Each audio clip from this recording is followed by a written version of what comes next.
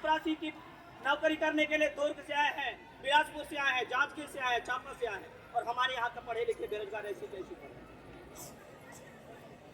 स्थानीय भर्ती की मान्यता बस्तर संभाग के लोगों को मिलना चाहिए कि नहीं मिलना चाहिए? मिलना चाहिए कि नहीं मिलना चाहिए? मिलना चाहिए, मिलना चाहिए।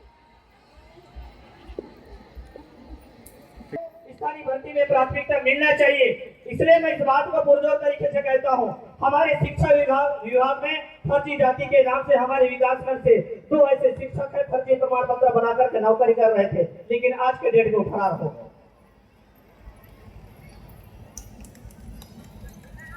स्थानीय लोगों को प्राथमिकता मिलना चाहिए और सरकार में बैठे लोगों को भी आगाह करना चाहते हैं कि सरकार के सदन में आप रखिएगा, बस्तर और सरगुजा के लोगों को ही प्राथमिकता दिया जाए।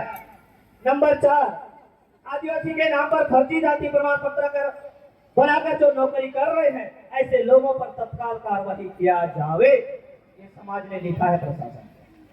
बिंदु क्रमांक 5, 5वें अनुसूचित क्षेत्र में ग्राम सभा की सहमति के बिना भूमि अधिग्रहण किए गए उसको रद्द करें। ग्राम सभा में सहमति के बगैर कार्य न किया जावे। शासकीय एवं सार्वजनिक उपक्रम हेतु के अलावा किसी भी कार्य पर सहमति न दिया जावे। ये ग्राम पंचायत के जनप्रतिनिधि ग्रामवासी आप लोग तत्परता दिखाइएगा। आपके गांव में कोई आकर के ऐसे बनाएंगे वैसे बनाए करके लोग लुभावना देते हैं। जब तक ग्राम सभा के सदन में प्रस्ताव नहीं आएगा, विधेयक मत नहीं आएगा, तब तक किसी को देना नहीं है। कि देना चाहिए? नहीं देना चाहिए। 6वां बिंदु है आदिवासी सलाहकार का गठन होना चाहिए। आदिवासी परिषद का गठन बस्तर संभाग में होना चाहिए और आदिवासी परिषद का गठन जिस दिन हो जाएगी और उस परिषद का अध्यक्ष भी कौन होगा? कि सामान्य वर्ग होना चाहिए। किसको होना चाहिए? जोर से बोलो, किसको होना चाहिए?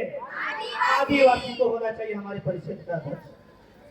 7वां बिंदु है बस्तर संभाग में हजारों बेकसूर आदिवासी नक्सली के नाम से मारे जा रहे हैं।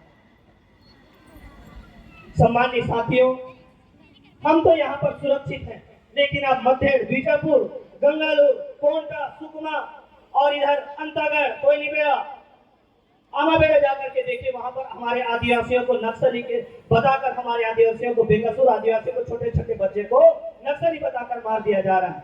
क्या हमारे साथ ऐसा होना चाहिए? नहीं होना चाहिए। इस बात पर भी सदन में एक विधेयक लाना चाहिए। जब तक वो आदिवासी की जांच जब तक वो पाई नहीं जाती तब तक किसी को ना मारा जावे, और इसी प्रकार से मारे जाते रहेंगे तो हमारे आदिवासी की जनसंख्या कम होती जाएगी। अगला है आदिवासियों की घटती जनसंख्या को मद्देनजर रखते हुए, ये बहुत बड़ी बात मैं कह रहा हूं, आदिवासियों की जनसंख्या को घटती प्रक्रिया को देख करके हम शासन प्रशासन को हमने पत्र व्यवहार किया है कि परिवार नियोजन जैसी योजना को आप बंद करो। बंद होना चाहिए कि नहीं होना चाहिए? शासन परिवार नियोजन की योजना लाती है और हमारे आदिवासियों की जनसंख्या कम होती है और सामान्य वर्ग वाले को परिवार नियोजन लागू नहीं होती है। ये कैसा दोहरा नीति होती? आप कह पाओगे? नहीं कह पाओगे। हमारे पास पूर्वजों की पुरखों की 2 गज जमीन है। हम 10 भी हमारे बच्चे होंगे, हमारे पास 5 भी बच्चे होंगे तो उस 5 बच्चों को पालने की औकात रखते हैं। इसलिए बोलता हूँ, 5 यदि मेरे बच्चे हैं, 2 ऐसे बच्चे रखो जो समाज का काम करे, 2 ऐसे बच्चों को रखो शासन तंत्र पर रहे, तो एक ऐसे बच्चों को भेजो जो शासन स्तर पर रहकर के राज करे। होना चाहिए कि नहीं होना चाहिए?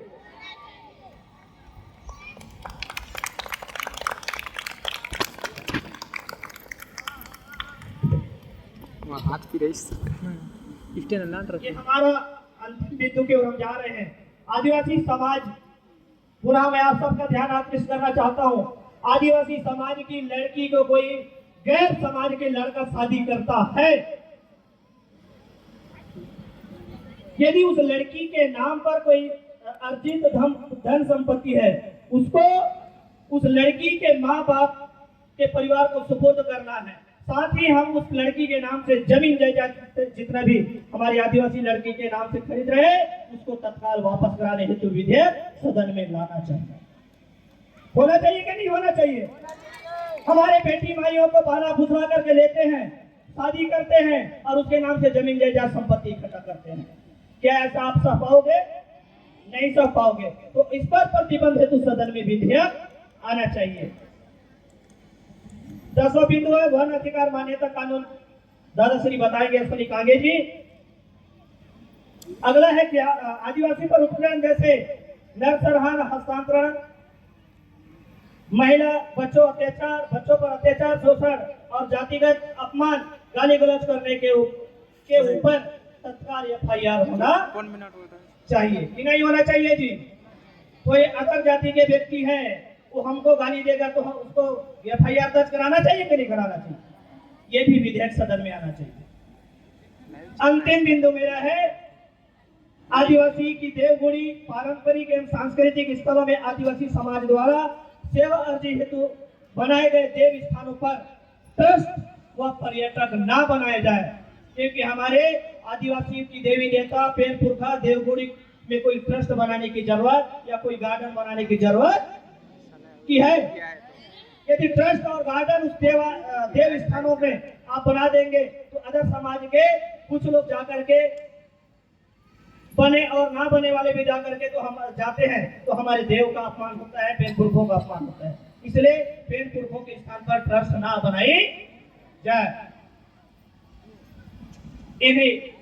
ये मेरा 12 बिंदु था। अब विकासखंड बड़े राजपुर ने शासन को ये 12 बिंदु के साथ पत्र व्यवहार किया है और इन्हीं आशा और विश्वास के साथ आप सबने मुझे समय दिया और मेरा सुना, और इसके लिए आप सबको पूरे क्षेत्र वासियों को पुनः बहुत बहुत सेवा जोहार करते हुए मैं एक नारा के साथ अपनी बात को खत्म करूंगा। पुनः एक बार आप सब साथ दीजिएगा।